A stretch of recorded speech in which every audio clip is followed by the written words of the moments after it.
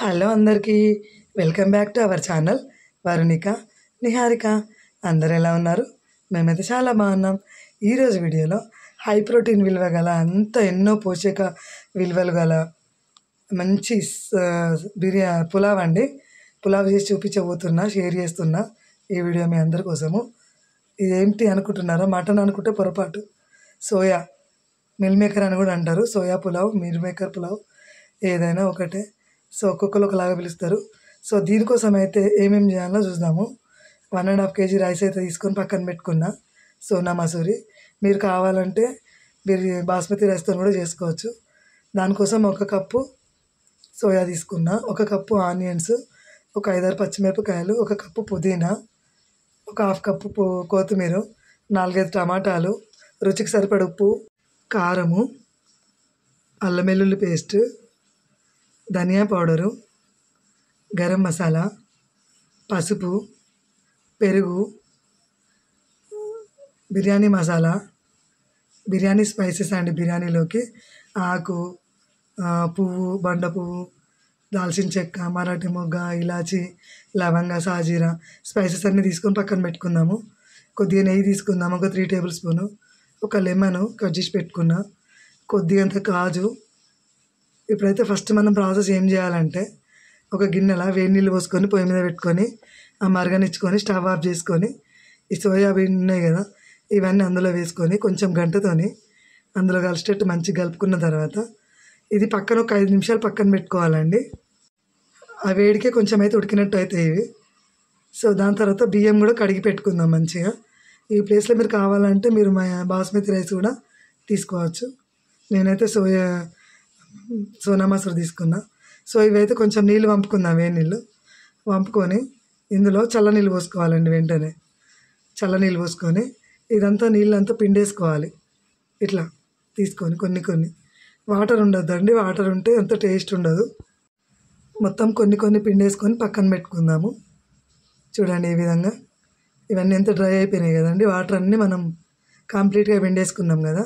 So ఇందులో ఇప్పుడు పసుపు వేసుకోవాలి, ఉప్పు వేసుకోవాలి. ఒక 1.5 టేబుల్స్ ఇస్తున్నాను నేనైతే ఉప్పు. కారం కూడా ఒక 1.5 టేబుల్ వేసుకోవాలి.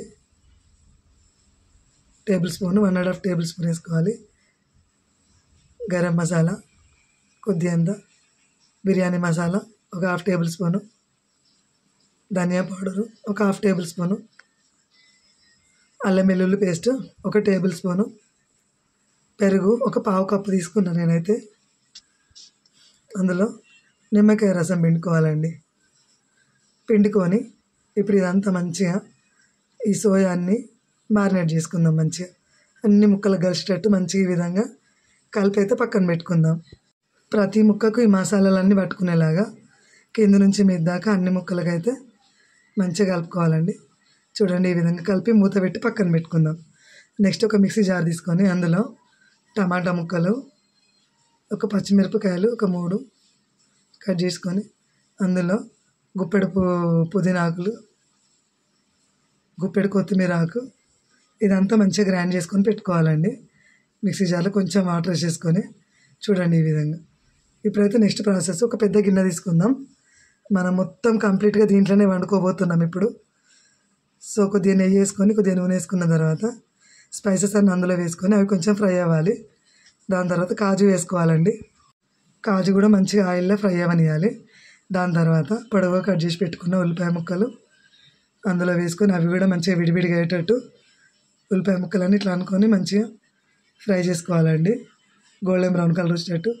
దాని తర్వాత 5-6 పచ్చిమిరపకాయలు వేసుకోవాలి. అవి కూడా కొంచెం ఆయిల్లో ఫ్రై కావనివ్వాలండి. దాని తర్వాత పుదీనా వేసుకుందాం, కొద్దిగా కొత్తిమీర కూడా వేసేసుకొని మొత్తం ఆయిల్లో మంచిగా ఈ మసాలాలకు ఉల్లిపాయకు అన్నిటి కలిసేటట్టు అయితే మంచిగా ఈ విధంగా ఫ్రై చేసుకున్నాం కదా. ఇప్పుడు 1 టేబుల్ స్పూన్ అల్లం వెల్లుల్లి పేస్ట్ వేసుకోవాలి. అల్లం వెల్లుల్లి పేస్ట్ కూడా కొంచెం ఆయిల్లో కలిసేటట్టు పచ్చివాసన పోయేలాగా మంచిగా కలుపుకోవాలండి. మంచి ఫ్లేవర్ వస్తుంటుంది మనకు, స్మెల్ అయితే మంచి అరోమా.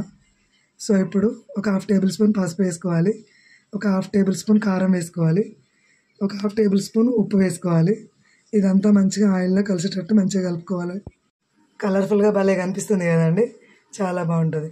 ఇందాక పుదీనా, టమాటా, పచ్చిమిర్చి అంతా గ్రేవీ చేసుకున్నాం కదా, గ్రైండ్ చేసుకున్నదంతా గ్రేవీలాగా చేసుకున్నాం కదా, అదంతా ఇందులో వేసుకొని కలుపుకోవాలి కొద్దిగా.